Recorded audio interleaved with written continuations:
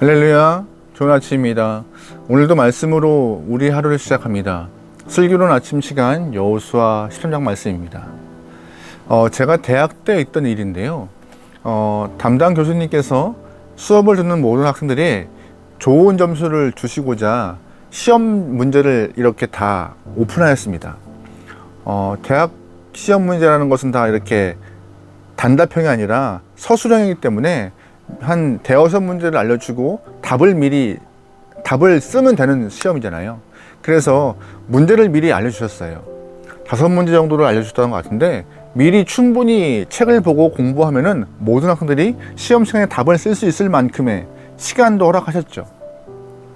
근데 중요한 것은 문제를 미리 알려주셨고 문제가 출제가 된 책도 다 알려주셨는데 미리 준비만 하면 모두가 다 A+를 받을 수 있는 그런 상황인데도 불구하고 좋은 점수를 못 받는 친구들이 있더라고요. 준비하지 않고 시험 공부를 안 한 친구들은 그 시험 시간이 참 난감하고 힘들었던 상황을 목격했습니다. 안타까웠죠.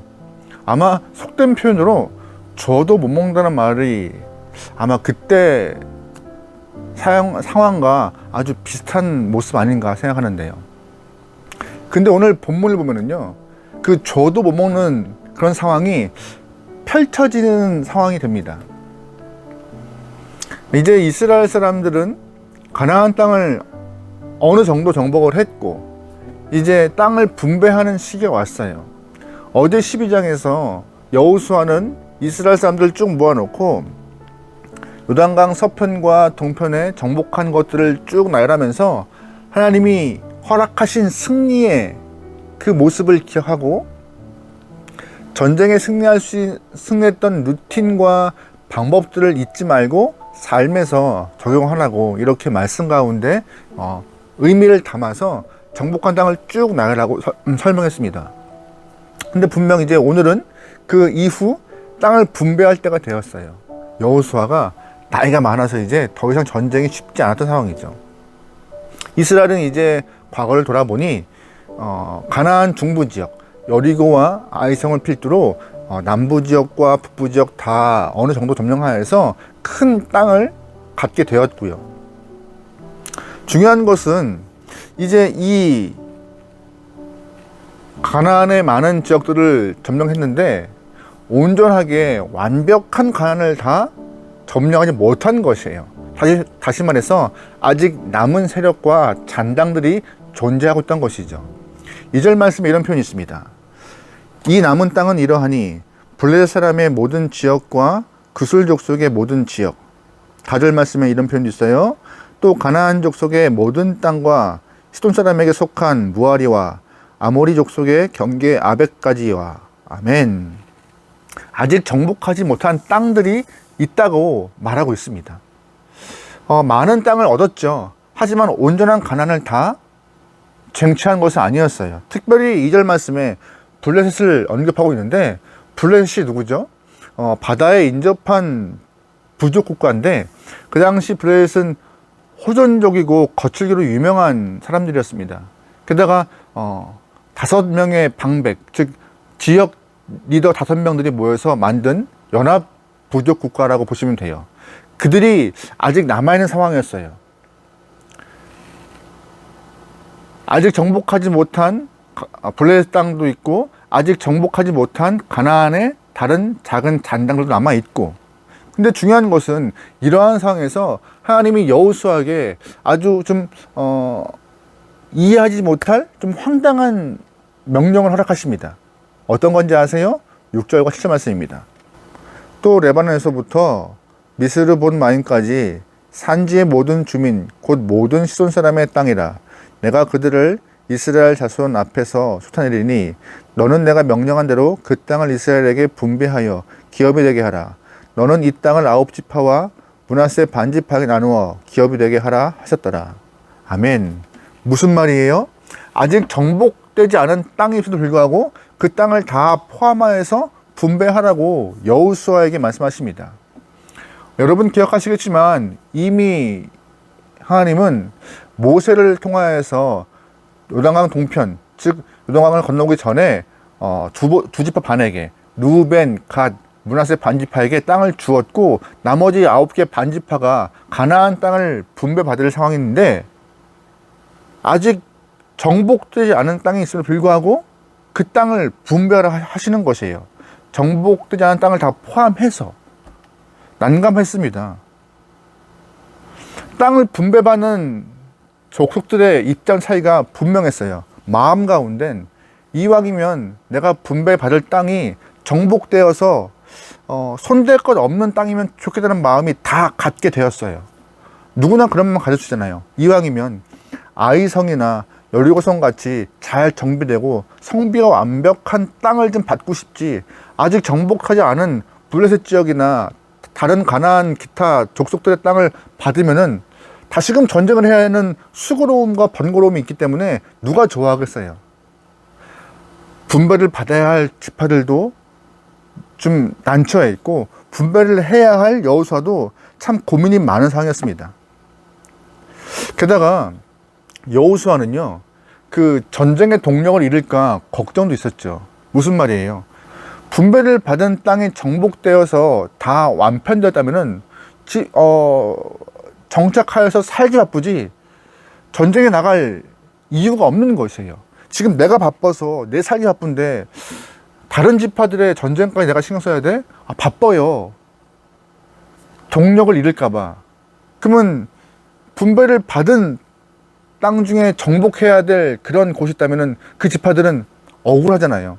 아니 같이 땀 흘렸고 같이 피 흘렸는데 왜 우리는 그런 땅을 받아서 이렇게 힘들어해?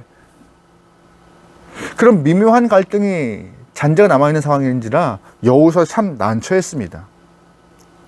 이 공동체를 이끌어가는 여호수아의 마음도 참 어려웠을 것이에요. 근데 감사한 것은 여호수아가 하나님의 은혜 가운데 지혜를 발휘하여서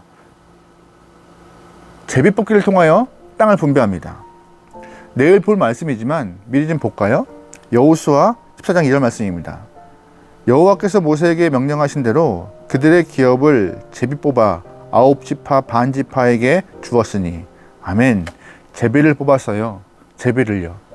여호수아가 리더의 직권으로 너는 이 땅 가져, 너는 절로 가 라고 할 수 있겠지만 그렇게 하는 순간 정말 그 안에 불만과 불평이 터질 것 같기 때문에 그렇게 하지 않고 하나님 명령하신 가나안 땅을 9개 반으로 갈라서 제비 뽑게 하여 나눠준 것이죠. 근데 뭐 이후에 볼 일이지만 제비를 뽑아서 블레셋 지역이나 가나안 잔당들이 남아있는 땅을 받은 지파들이 그 땅을 정복했을까요? 정복을 못했어요. 그게 참 아쉬운 문제예요. 하나님께서 이미 너에게 준 땅이고 약속의 땅이며 젖과 꿀이 흐르는 곳이라고 명령하시고 너희 것이 하셨는데 그 땅을 못 가진 거예요. 왜 이스라엘 사람들은 최종적으로 가나안 땅에 있는 여러 잔당들의 지역과 블레셋 땅을 정복하지 못했을까요? 두 가지 마음이었을 것이에요. 첫 번째, 바로 다른 지파와의 형평성 때문에 있는 불만과 불평. 왜 쟤네들은 저렇게 좋은 땅 받고 우린 좋은 땅 못 받았지? 분명히 여호수아가 직권으로 가르는 것이 아니라 제비를 뽑은 것인데 그 안타까운 마음을 갖고 있는 상황 가운데 보여지는 것들에 대한 평가는 뭐 불만과 불평 당연히 있을 수 있겠죠. 근데 그 불만과 불평 때문에 나머지 땅들을, 정복해야 할 땅들을 갖지 못하고 놔버리는 모습이 발생했습니다. 두 번째, 앞부분에 말한 것과 같이 전쟁의 동력을 잃어버린 거예요. 이미 안정된 땅을 받은 영혼들은 정착하기 바빴거든요.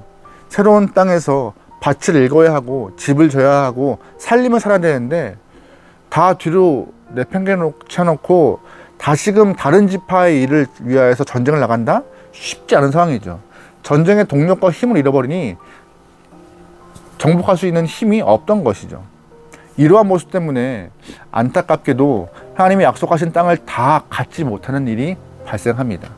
쉽게 말해서 저도 못 모는 상황이 발생한 것이죠.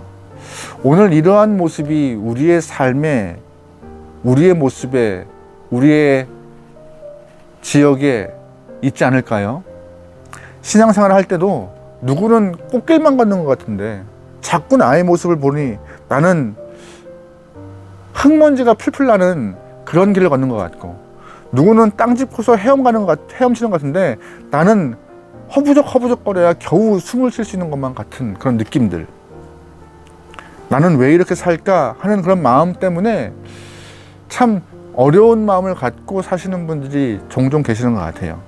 하지만 우리가 조금만 더 생각하다 보면요, 오늘 본문과 같은 마음, 하나님이 허락하셨던 그 마음을 좀 떠올려 보면은 좀 위로가 됩니다. 무슨 뜻이에요? 하나님은 이미 허락한 땅이라는 거예요. 이미 전쟁은 승리를 선포하셨고, 그 전쟁 가운데 우리가 전투를 하여서 내 것으로 가지면 되는 것이에요.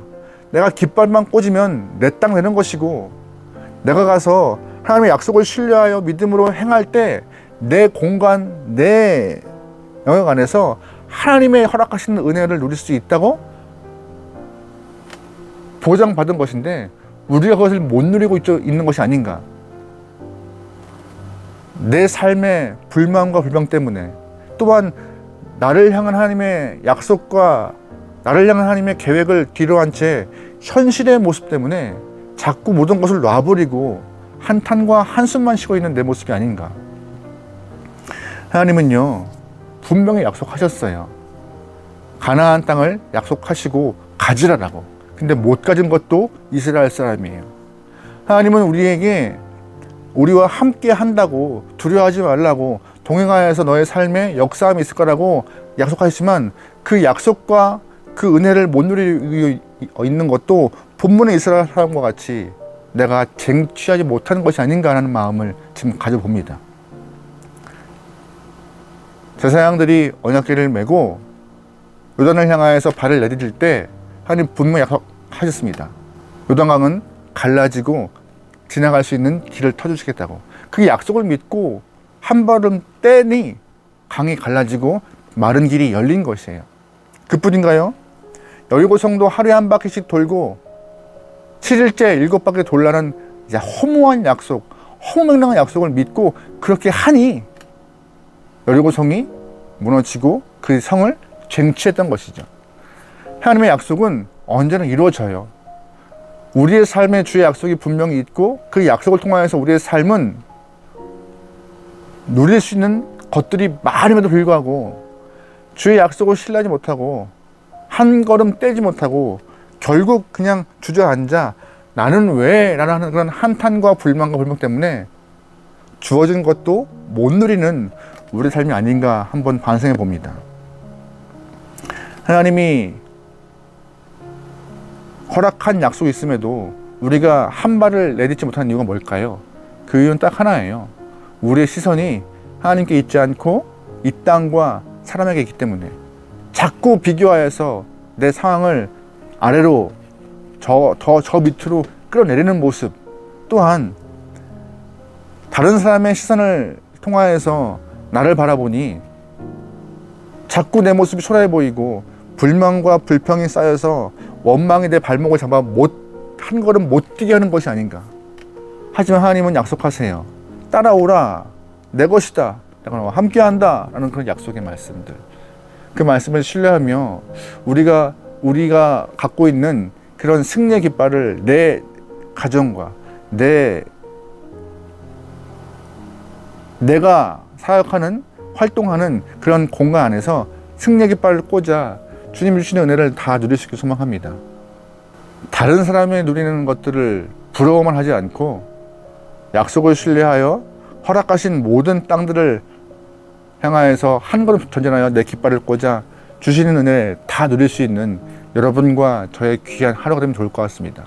오늘 하루도, 오늘 허락된 시간도 하나님의 은혜 가운데 전진할 수 있는, 그래서 승리할 수 있는, 그래서 누릴 수 있는 여러분과 저의 하루가 되면 좋을 것 같습니다. 기도하시겠습니다. 하나님, 주의 약속을 신뢰하며 한 걸음 뗄 수 있는 귀한 영혼에게 허락하소서. 내 상황과 형편만 집중되어서 주의 약속을 잃어버리는 그런 어리석은 모습 갖지 않게 허락하시고, 모든 영혼들에게 허락하신 승리와 평안과 위로와 축복을 누릴 수 있는 오늘 하루가 되게 허락하소서. 우리의 시간들을 주 앞에 맡겨오며 예수님의 이름으로 기도합니다. 아멘.